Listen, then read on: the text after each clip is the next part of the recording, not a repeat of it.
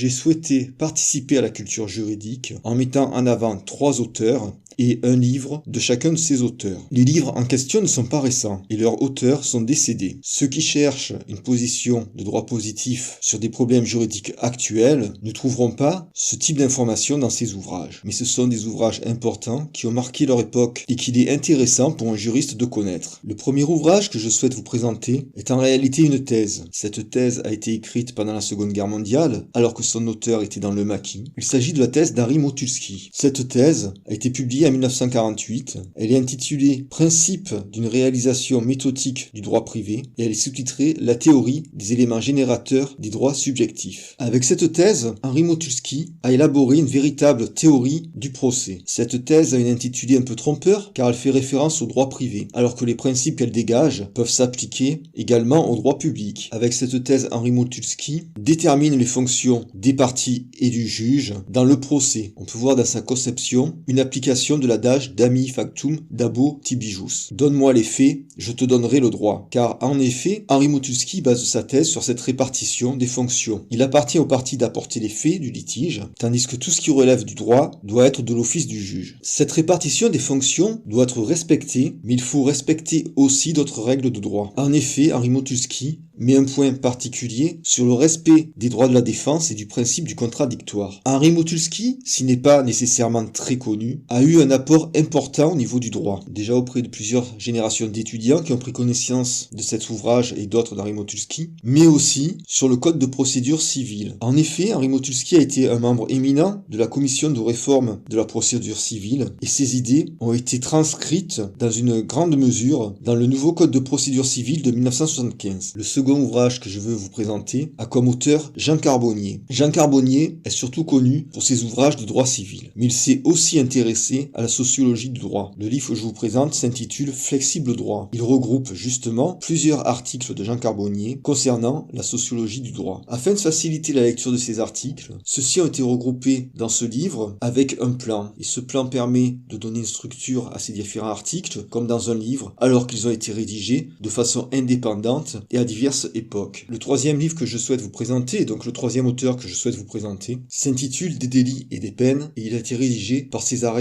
Beccaria. Beccaria était un philosophe et le livre dont je vous parle a été publié en 1764. On était vraiment à une autre époque. À cette époque-là, la torture était fréquente ainsi que la peine de mort. Cesare Beccaria, à cette époque-là, a contesté le système judiciaire. Il a dénoncé certaines peines qui étaient particulièrement cruelles, dont la torture et la peine de mort. Il désirait avec cet ouvrage mettre fin aux peines arbitraires et les remplacer par des peines légales. Il souhaitait également que les peines soient utilitaires, qu'elles favorisent la réinsertion et qu'elles soient proportionnées à l'infraction qui a été effectuée. Ces idées-là peuvent nous sembler normales à notre époque, mais à l'époque de Beccaria, elles étaient complètement révolutionnaires.